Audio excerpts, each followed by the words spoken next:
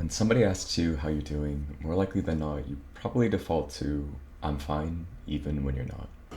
I feel like it's almost become a universal constant where we all just agree that the answer is "I'm fine" or "it's alright."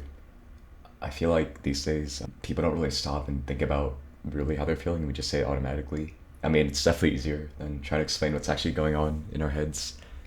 And honestly, I don't even think most people are lying when they say they're fine. I think they're just giving themselves the version that's easiest to share.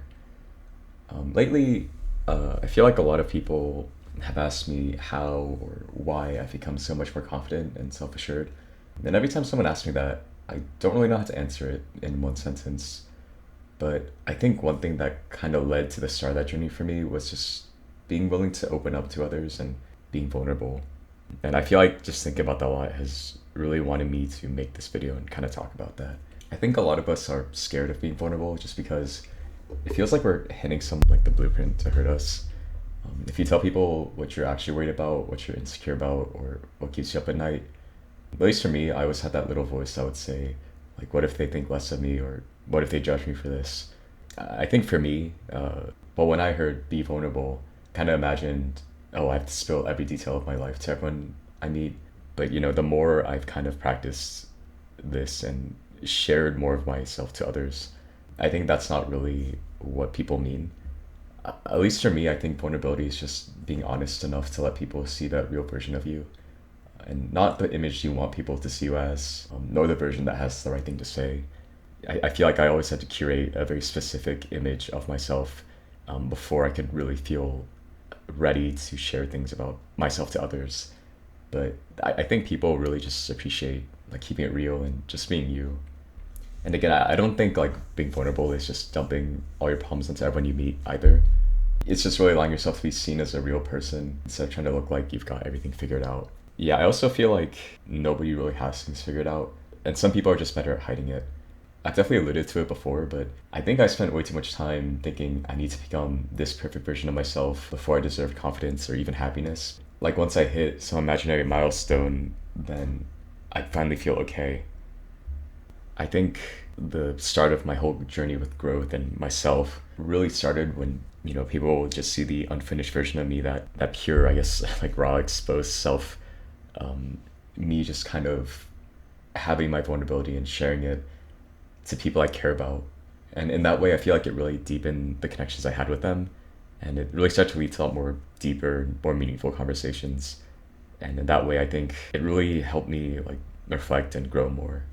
Yeah, I feel like for a long time, I almost lived entirely in my own head where I was constantly worrying about the what ifs, replaying conversations, imagining the worst possible outcomes, and convincing myself that opening up would only make things worse. So I kept everything to myself. I kind of felt like if I just could deal with my problems on my own, I'd somehow come out stronger. But looking back, I definitely don't think that made me stronger. It made me lonelier and it honestly made me weaker. Like I mentioned in my previous video, I genuinely feel like I missed out, not just on time in my life, but on the quality of that time. There were definitely like a lot of moments where I could have built deeper relationships with the people I cared about, but instead I would keep them at arm's length because I was too afraid of being seen as anything less than put together. But it was definitely ironic because I feel like the more I tried to protect myself from being judged, the more disconnected I became from the people I wanted to be close to. And yeah, like just being vulnerable and opening up, admitting when I was anxious or uncertain or struggling. I feel like that's when my relationships really began to grow. Yeah, I don't think it was anything massive. Like I didn't suddenly become like more interesting, because especially back then I was like boring as shit. But yeah, I just became more honest. Yeah, and that kind of fostered, trust and meaningful friendships with people I cared about. I think like that trust isn't built by showing people like that carefully curated image that I tried so hard to build. It was just trusting them with my imperfections, allowing them to see the parts of myself that I'm still working on. And, in that way they kind of and in that way they kind of came to know the real me. But yeah, I do think that a level of vulnerability and honesty is important, but I don't think that means you should tell everyone everything. You still need to set boundaries. You still need to be a little cautious around people. But once I found people I could be honest with, and I could share a lot of my insecurities and anxieties with, think it was just one of the healthiest productive things for me at all. Kind of on a different tangent, but if you've ever watched the YouTuber Sam Reed, you've probably heard this quote before, but I think one thing he always says has kind of become a mindset I've adopted, where even if it doesn't feel like it, it's gonna be okay. And yeah, not because like everything is gonna magically work itself out overnight, not because life is always fair, but there's definitely days where where you feel lost or overwhelmed, or like you're taking two steps backward for every step forward. But yeah, I've realized all those moments where I would be caught up in those what ifs and like, oh, they're gonna they're gonna judge me, they're gonna clown on me or whatever. Once I actually did it and kind of stopped talking myself out of these things, they weren't nearly as impossible to overcome, and it was definitely not as bad as I made it out to be in my head.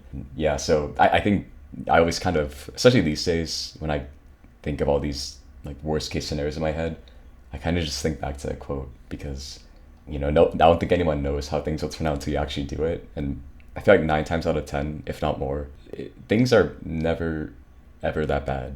You just need to go for it and see what happens. But yeah, I guess if there's like one thing I hope like anyone who listens to this just takes away from this video, it's that your value in life doesn't really come from looking perfect. I think people are allowed to be uncertain. You're allowed to keep learning, and you're allowed to have bad days. And the people worth keeping around usually aren't looking for perfection anyways.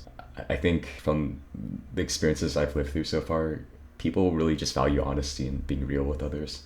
Yeah, it's like pretty ironic because I feel like I didn't start becoming confident until I stopped trying so hard to look confident. So yeah, if you've been carrying something by yourself, maybe this video will be a reminder to you that you don't have to carry it alone. You don't have to have every answer before you let people in, and I feel like sometimes the strongest thing you can do is just to let someone see that flawed, imperfect human side of you. So yeah, even if it doesn't feel like it, it's gonna be okay.